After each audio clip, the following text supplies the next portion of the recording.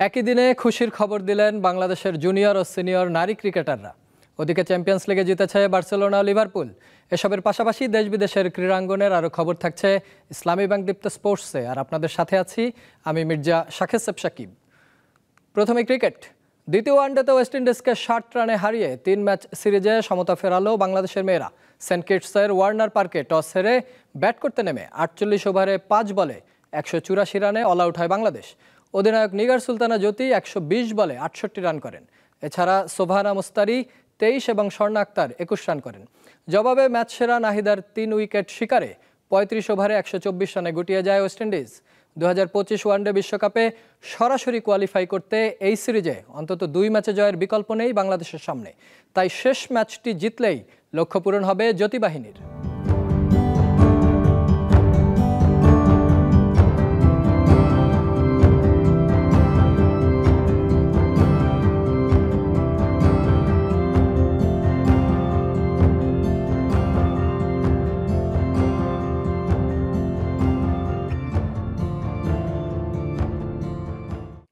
স্কটল্যান্ডকে 18 রানে হারিয়ে অনূর্ধ্ব 19 নারী বিশ্বকাপের সুপার 6-এ উঠেছে বাংলাদেশ। মালয়েশিয়ার বাঙ্গিতে আগে ব্যাট করে ম্যাচের দ্বিতীয় বলেই সুবর্ণার উইকেট হারায় বাংলাদেশ। 50 রানে 5 উইকেট হারানোর পর 38 রানের জুটি গড়ে বাংলাদেশকে উদ্ধার করেন অধিনায়ক সুমাইয়া ও আফিয়া আসিমা। তাতে 121 রানের পুঁজি পায় বাংলাদেশ দল। জবাবে 19 রানে 2 উইকেট হারালেও পিপা ও নিয়াম মুইরের 50 রানের জুটিতে ম্যাচে ফেরে তারা। তবে লেগ স্পিনার আনিসা আক্তারের 25 রানে 4 উইকেটে 20 ওভারে 8 উইকেটে 103 রানে থামে স্কটিশরা। 18 রানের জয় পায় বাংলাদেশ দল। সুপার 6-এ বাংলাদেশের মেয়েরা খেলবে 1 নম্বর গ্রুপে। সেখানে খেলতে হবে 2টি ম্যাচ। সেই পর্ব পেরোতে পারলেই সেমিফাইনাল। বিপিএলে দিনের প্রথম ম্যাচে চিটাগং কিংসের দেওয়া 180 রানের লক্ষ্যে ব্যাট করছে ঢাকা ক্যাপিটাল।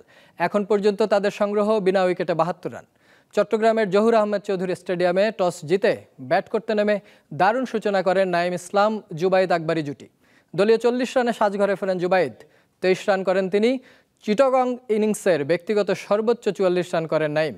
এছাড়াও গ্রাহাম ক্লার্ক 19, হায়দার আলী 16 এবং শামীম হোসেন করেন 15 রান। তাতে নির্ধারিত ওভারে 6 উইকেটে 148 রান করে স্বাগতিকরা।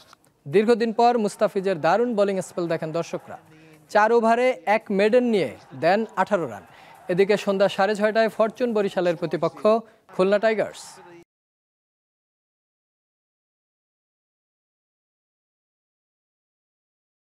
দর্শক, চট্টগ্রামের বিপিএল পর্বের খবর জানাচ্ছিলেন সহকর্মী রুনা আনসারি। আবারও মুখোমুখি হওয়ার অপেক্ষায় সাকিব আল হাসান ও তামিম ইকবাল। তবে ঘরের মাঠে নয়, ভারতের রায়পুরে লিজেন্ড লিগে দেখা যাবে দেশের এই 2 তারকা ক্রিকেটারকে। সাবেক আন্তর্জাতিক ক্রিকেটারদের নিয়ে আগামী 6 ফেব্রুয়ারি ভারতের ছত্তিশগড় রাজ্যের রায়পুরে শুরু হচ্ছে লিজেন্ড 90 লিগ। 7 দলের এই টুর্নামেন্টে তামিম খেলবেন বিগ বয়েজ ইউনিকারির হয়ে, আর সাকিবকে দেখা যাবে দুবাই জায়ান্টসের জার্সিতে। সম্প্রতি বাংলাদেশের জার্সি তুলে রাখার সিদ্ধান্ত নিয়েছেন তামিম।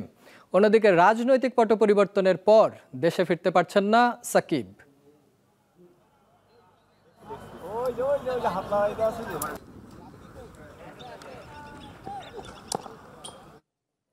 এই ছিল আজকের ইসলামী ব্যাংক দীপ্ত স্পোর্টস। দেশ বিদেশের খেলাধুলার নানা রকম খবর পেতে দীপ্ত স্পোর্টসের সাথেই থাকুন আর চোখ রাখুন দীপ্ত টিভির ডিজিটাল প্ল্যাটফর্মগুলোতে।